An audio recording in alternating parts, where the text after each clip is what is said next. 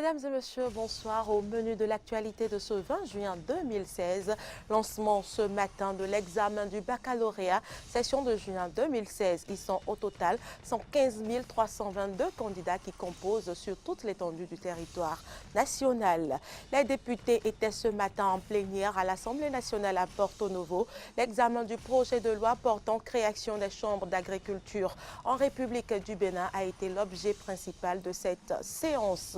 Hors du Bénin, des Britanniques vivant au Portugal sont divisés à propos du référendum sur l'Union européenne dans leur pays. Nous en parlerons dans un instant.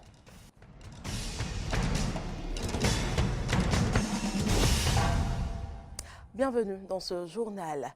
La plénière de ce lundi 20 juin à l'Assemblée nationale avait comme point à l'ordre du jour l'examen du projet de loi portant création des chambres d'agriculture en République du Bénin. Présidée par le président Adrien Rungweji, la séance n'a pas pu aller à son terme à cause de l'absence du gouvernement. Une situation fortement déplorée par certains élus de la nation. Toutefois, pour la présidente Rosine Vieira Soglo et certains autres députés, il n'y a pas de péril en la demeure. L'examen du rapport relatif au projet de loi portant création des chambres d'agriculture en République du Bénin a été reporté. On les écoute au micro de Amen Didier Rumpenouji et de Romaric Devoshi. Je voudrais simplement dire qu'on a tout intérêt à tout faire pour éviter ces genres de déconvenus.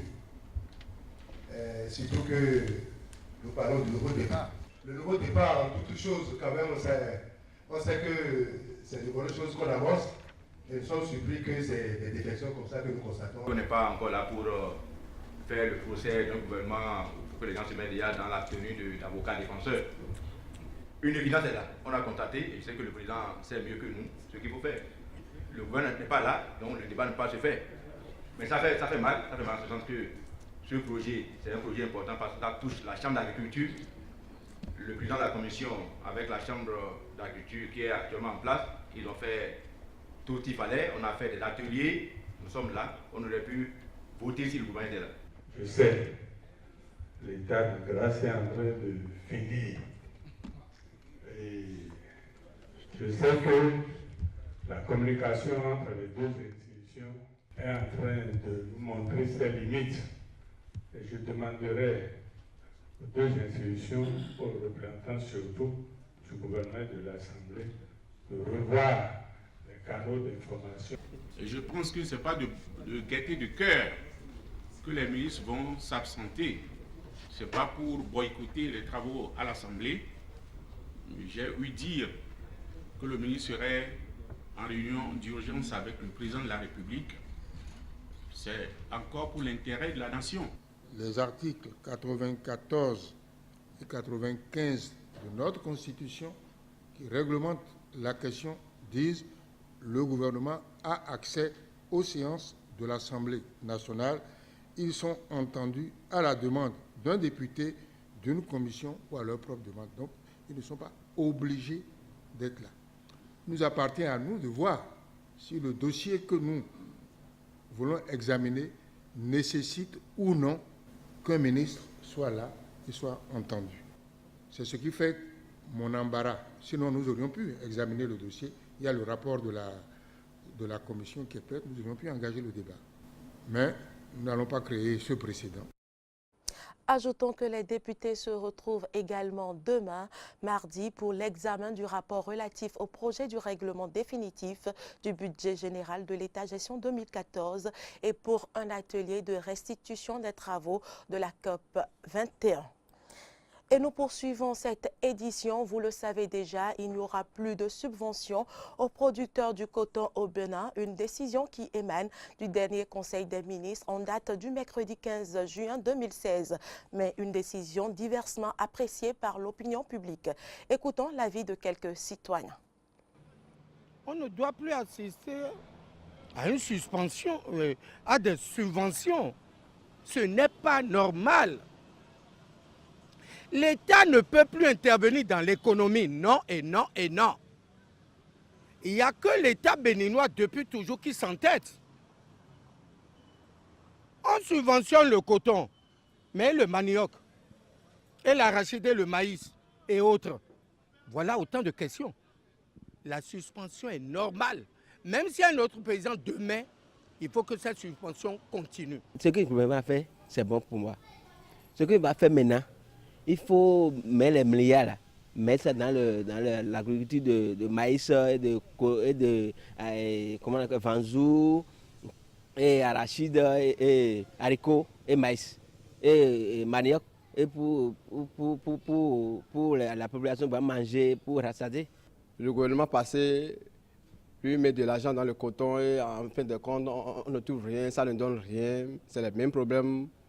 Donc le gouvernement du nouveau départ a bien vu pour supprimer la subvention.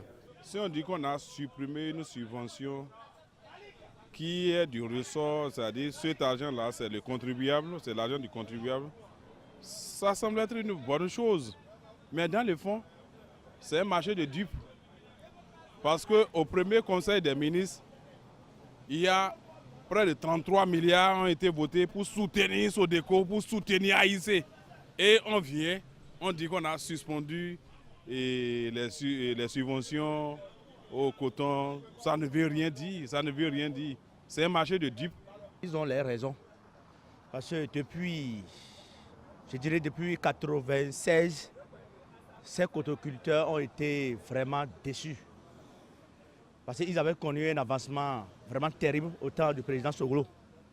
Mais après ça, tous ceux qui sont venus après les ont trahis.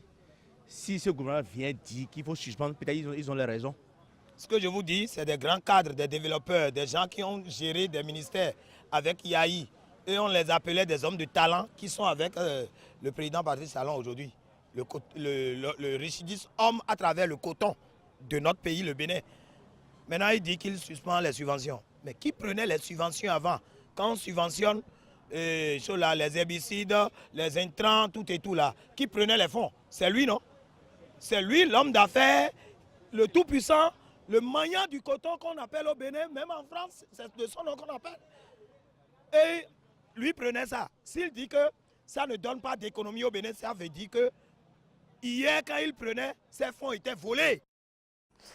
Au registre éducation, l'examen du baccalauréat session de juin 2016 a démarré ce lundi 20 juin 2016 au Bénin.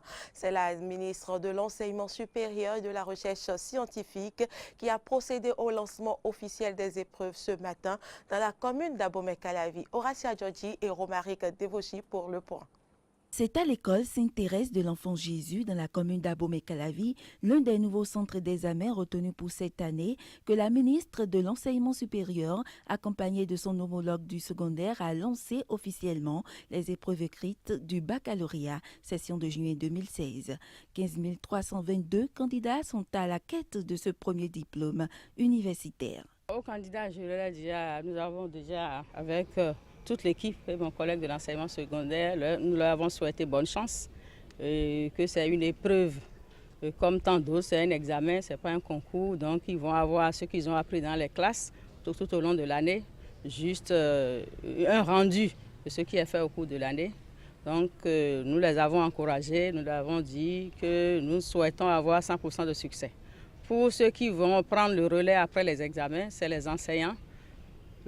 Beaucoup de rigueur dans la correction, mais aussi beaucoup de flexibilité pour pouvoir comprendre ce que les candidats ont fourni sur leur feuille.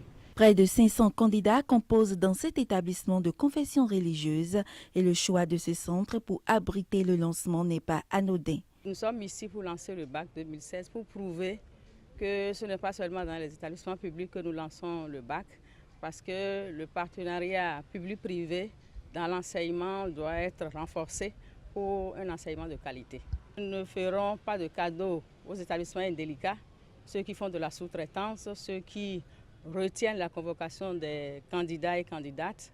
Nous allons leur appliquer la sanction la plus rigoureuse qu'il faut pour servir de modèle, pour que les autres établissements se mettent au point pour qu'au bac 2017, nous n'aurons plus ces insuffisances constatées au niveau des établissements privés. 149 centres de composition sont retenus pour accueillir les 37 916 filles et 117 416 garçons qui planchent pour le bac session 2016, soit un effectif total de 15 322, un chiffre légèrement en baisse comparativement à l'année dernière.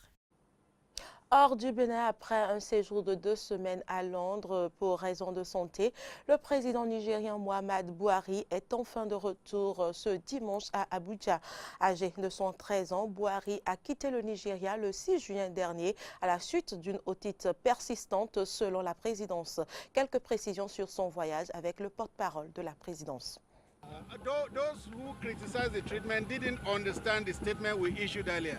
Ceux qui critiquent le président n'ont pas compris ce qu'il a dit plus tôt. Il a dit qu'il se faisait examiner par des médecins nigérians, mais comme il passait ses vacances à l'étranger, les experts ont pu l'examiner là-bas aussi. Ce n'est pas comme s'il n'avait pas été traité dans le pays. Il a été bien traité, mais comme il est parti en vacances, les médecins et les experts ont pu l'examiner de nouveau.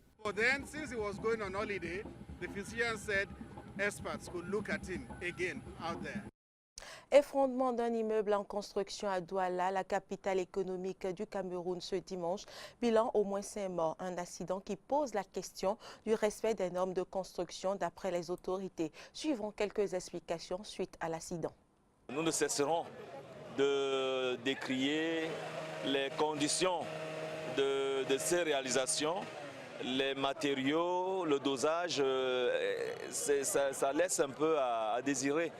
Nous voulons dire qu'une fois de plus, il est nécessaire qu'on fasse très attention lorsqu'on a à construire un bâtiment, qu'on se réfère aux experts, que ceux qui ont la maîtrise du génie civil puissent être à nos côtés, qu'on n'ait pas seulement de l'argent à faire élever des murs. Ce que nous sommes en train de faire, c'est non seulement de demander qu'on procède à l'arrêt de travaux, mais que dès demain matin, on prenne des dispositions pour que les travaux ne se poursuivent plus. Vous voyez que tout est entassé. On suppose que les charges sont déjà sur les victimes. Mais on fera ça de manière prudente pour pouvoir donner toutes les chances à un éventuel survivant. Depuis 2001, la Journée mondiale des réfugiés se déroule le 20 juin.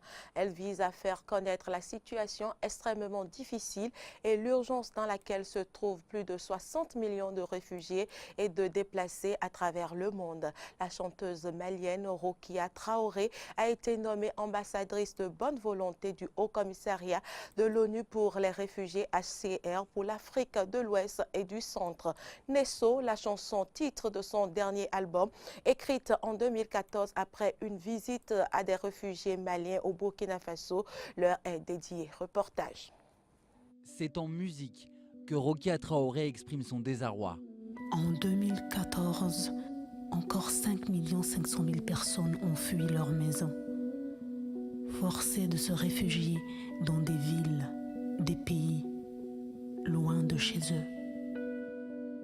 Dans son clip, l'artiste malienne s'insurge contre le sort réservé à ceux que les guerres et les crises économiques jettent sur les routes sans trouver de pays d'accueil. Moi, quand j'y pense, ça me donne la chair de poule. C'est pour ça que j'avais envie de l'exprimer. Comme ça me permet de m'alléger, parce que moi, j'y pense, j'arrête pas d'y penser et réfléchir à la sorte de monde qu'on est en train de créer. Nesso. Nesso, c'est aussi le titre du 6e album de Rokia Traoré. Nesso. Cela signifie chez soi dans sa langue maternelle. Ce morceau, elle l'a écrit après une visite à des réfugiés maliens dans un camp du Burkina Faso. Depuis 2012, le nord du Mali est confronté à un conflit armé sans précédent. Plus de 200 000 personnes ont dû quitter leur maison. Ça n'est pas de gré qu'ils sont là. C'est un peu ça qu'il va falloir que les gens comprennent. Ils n'ont pas envie de quitter chez eux. S'ils se retrouvent là, c'est qu'il y a un problème. Après, j'en ai entendu dire, oui, mais ce n'est pas notre problème. Mais en tant qu'être humain, c'est notre problème.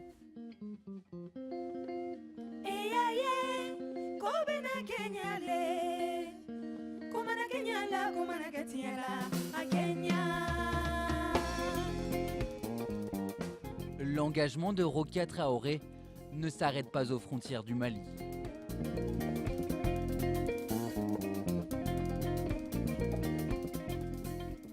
Le HCR L'Agence des Nations Unies pour les réfugiés l'a nommée ambassadrice de bonne volonté régionale pour l'Afrique de l'Ouest et centrale. On ne peut pas se limiter à construire des murs et garder ces personnes dehors. Ce sont des êtres humains. Si nous sommes censés être intelligents, pourquoi nous sommes ceux qui font le plus de mal autour de nous et qui détruisons le plus? Quelle est cette forme d'intelligence qui mène à ça et qui nous mène même à nous rejeter nous-mêmes, à traiter d'autres parmi nous comme s'ils étaient rien?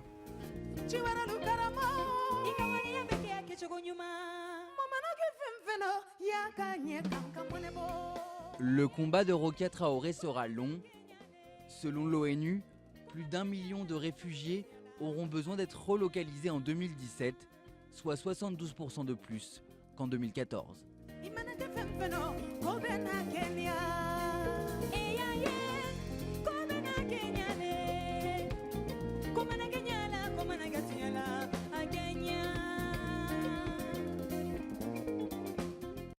Et puis, près d'1 million de personnes fuyant le conflit en Centrafrique n'ont toujours pas pu rentrer chez elles. La moitié vit à l'extérieur du pays, mais le reste vit dans des camps de déplacés à quelques kilomètres de leur ancienne habitation. L'ONG Oxfam redoute une baisse de domination des bailleurs. Suivons plutôt. Moi, j'aimerais retourner chez moi parce que ici, là, il y a tout un tas de désordre. Les enfants ne sont pas bien éduqués.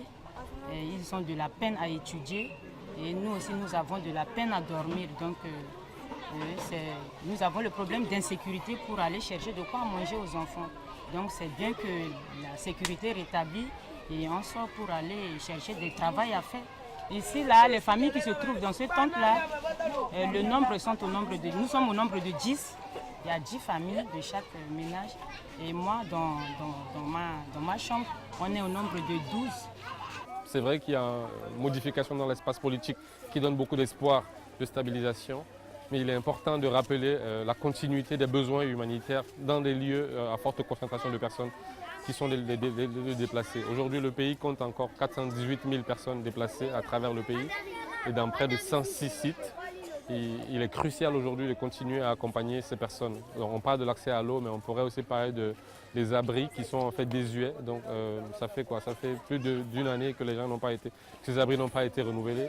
Le besoin d'accompagner les gens dans leur lieu de retour ou bien dans des lieux alternatifs de relocalisation, mais aussi la nécessité de continuer d'assister ceux qui, parce qu'ils ne pensent pas encore que les conditions sont réunies, n'ont pas encore quitté les sites.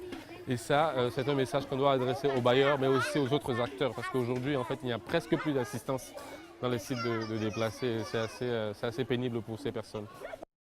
24 000 Britanniques, la plupart retraités, vivent dans la région de l'Algarve au Portugal. Ils sont peut-être loin de leur pays, mais le référendum sur l'Union européenne prévu cette semaine en Grande-Bretagne les divise plus que jamais. Reportage. Courir pour se libérer. À Hong Kong, une ONG permet à une trentaine de réfugiés d'échapper à leurs conditions le temps d'un jogging. La plupart d'entre eux sont des survivants de guerre ou de torture qui ont fui leur pays. Ces réfugiés n'ont accès à aucune aide psychologique ici à Hong Kong. Donc la course à pied, c'est juste un moyen très simple de les aider à se sentir mieux et à surmonter leur traumatisme. Parmi eux, Naina. Elle refuse de parler des raisons qui l'ont poussée à fuir son pays, mais elle confirme à quel point courir aide le groupe à se sentir mieux. Ils oublient leur situation et combien la vie est dure ici. Ils oublient tout ça et ils pratiquent juste une activité physique. C'est bon pour leur santé et aussi pour le moral, pour tout. Ils ont certes trouvé la sécurité, mais en arrivant à Hong Kong, les réfugiés se retrouvent dans une sorte de prison dorée. Les autorités s'engagent en effet à ne pas les renvoyer dans leur pays si leur vie est menacée. Mais comme Hong Kong n'est pas signataire de la Convention de Genève relative au statut des réfugiés, ces derniers n'ont aucun droit ici. Ils n'ont aucune chance de s'intégrer, ils n'ont pas le droit de travailler, ils ne peuvent pas se construire une vie. Et c'est un gros problème, parce que vous vous retrouvez avec des gens qui sont dans une zone grise juridique pour une durée indéfinie. Et ça a vraiment un impact sur leur mental. Naina est coincée dans ce flou juridique depuis 12 ans. Sans emploi et sans argent, dans l'une des villes les plus chères du monde, avec seulement une petite aide matérielle du gouvernement. Mais grâce à l'aide d'ONG et d'associations, elle s'est plongée dans le yoga au point d'en faire son futur métier. Quand je m'installerai ailleurs, je commencerai à travailler comme prof de yoga. C'est mon objectif, mon but principal dans la vie.